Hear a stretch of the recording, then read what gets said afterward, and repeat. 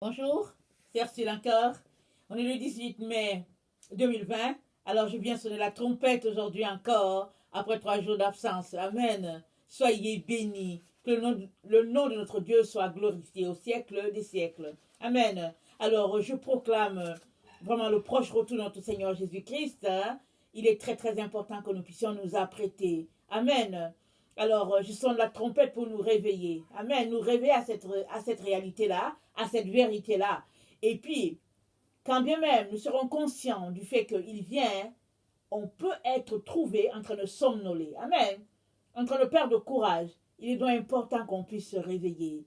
Et puis, ranimer la flamme en nous. Amen. Et être quinqué, être ragaillardi en ce qui concerne la venue de notre Seigneur Jésus-Christ. Alors, soyez bénis.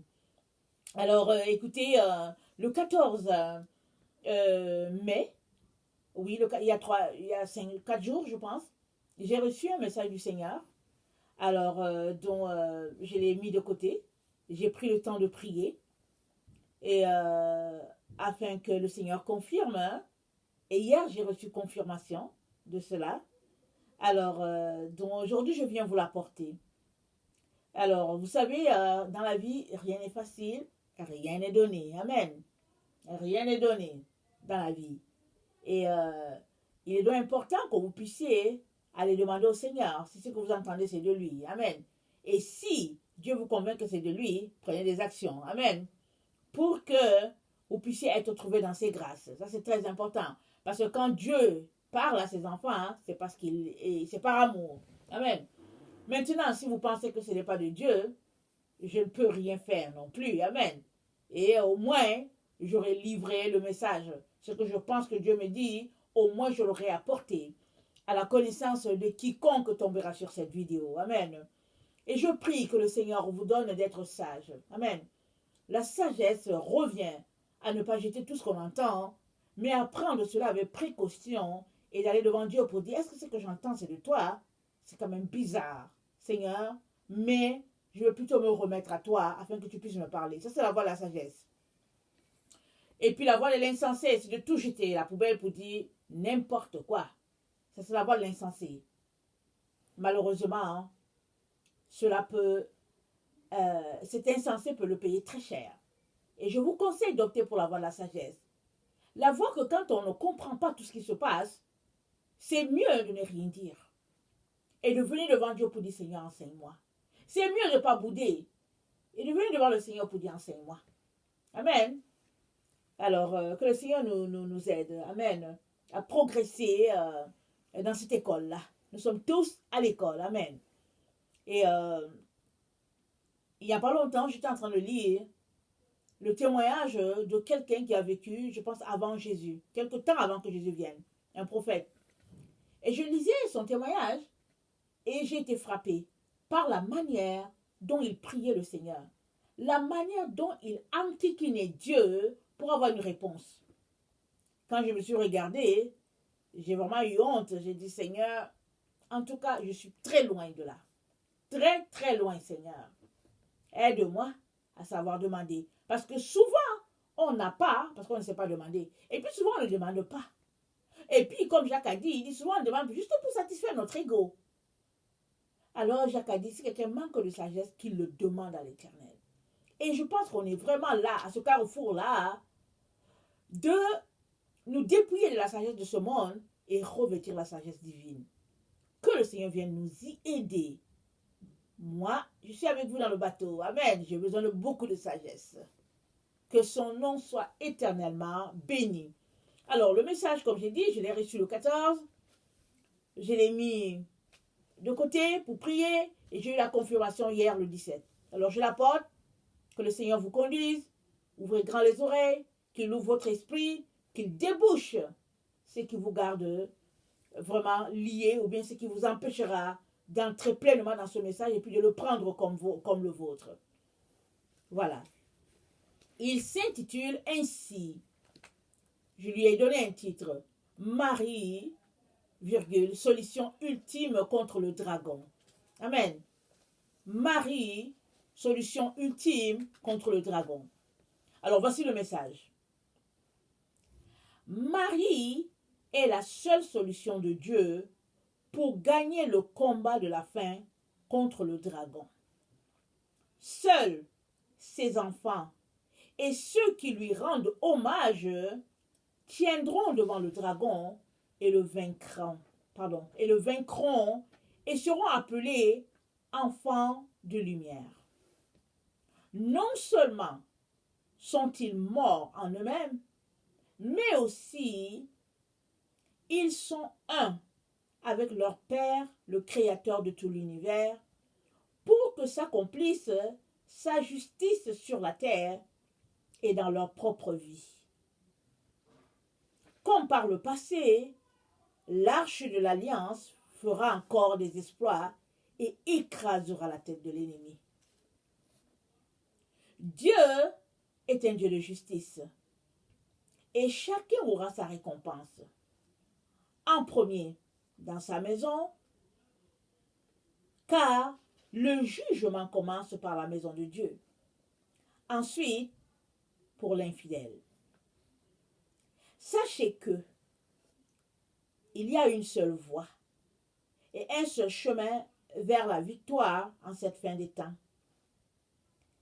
Et c'est le même chemin que Dieu a prévu depuis le commencement. 2 points. La Vierge Marie aidera et guidera tous ceux qui le voudront. En référence, Apocalypse 12, Apocalypse 20, le verset 1 à 6. Amen. Et je vais lire. Je commence par Apocalypse 12.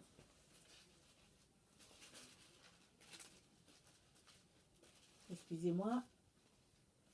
Un grand signe parut dans le ciel, une femme enveloppée du soleil, la lune sous ses pieds et une couronne de 12 étoiles sur sa tête. Elle était enceinte et elle criait, étant en travail et dans les douleurs de l'enfantement. Un autre signe parut encore dans le ciel. Et voici, c'était un grand dragon rouge, ayant 7 têtes et 10 cornes, et sur ses têtes 7 diadèmes. Sa queue entraînait le tiers des étoiles du ciel et les jetait sur la terre.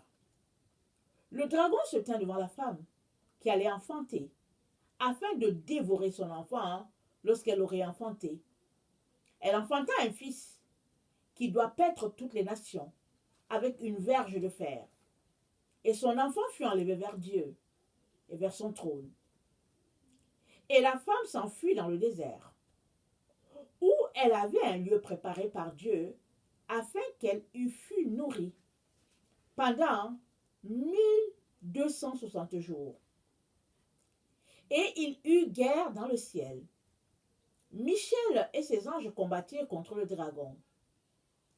Et le dragon et ses anges combattirent. Mais ils ne furent pas les plus forts, et leur place ne fut plus trouvée dans le ciel. Et il fut précipité. Le grand dragon, le serpent ancien, appelé le diable, et Satan, celui qui séduit toute la terre. Il fut précipité sur la terre, et ses anges furent précipités avec lui. Et j'entendis dans le ciel une voix forte qui disait, « Maintenant, le salut est arrivé, et la puissance, et le règne de notre Dieu, et l'autorité de son Christ, car il a été précipité, l'accusateur de nos frères, celui qui les accusait devant notre Dieu jour et nuit. Ils l'ont vaincu, à cause du sang de l'agneau, et à cause de la parole de leur témoignage. Ils n'ont pas aimé leur vie jusqu'à craindre la mort. C'est pourquoi, réjouissez-vous, cieux, et vous qui habitez dans les cieux, malheur à la terre et à la mer, car le diable est descendu vers vous, animé d'une grande colère, sachant qu'il a peu de temps. Quand le dragon vit qu'il avait été précipité sur la terre, il poursuivit la femme qui avait enfanté l'enfant mâle. Et les 2 ailes du grand aigle furent données à la femme, afin qu'elle s'envolât au désert, vers son lieu où elle est nourrie, un temps, des temps et la moitié d'un temps, loin de la face du serpent. Et de sa bouche, le serpent lança de l'eau, comme un fleuve derrière la femme, afin de l'entraîner par le fleuve. Et la terre secourut la femme. Et la terre ouvrit sa bouche et engloutit le fleuve que le dragon avait lancé de sa bouche. Et le dragon fut irrité contre la femme, et il s'en alla faire la guerre au reste de sa postérité, à ceux qui gardent les commandements de Dieu et qui ont le témoignage de Jésus. Et il se tint sur le sable de la mer. Apocalypse 20, versets 1 à 6. Puis je vis descendre du ciel un ange qui avait la clé de l'abîme et une grande chaîne dans sa main. Il saisit le dragon, le serpent ancien, qui est le diable et Satan. Il le lia pour 1000 ans. Il le jeta dans l'abîme, ferma et scella l'entrée au-dessus de lui, afin qu'il ne séduisît plus les nations, jusqu'à ce que les 1000 ans fussent accomplis. Après cela, il faut qu'il soit délié pour un peu de temps. Et je vis des trônes. Et à ceux qui s'y assirent fut donné le pouvoir de juger.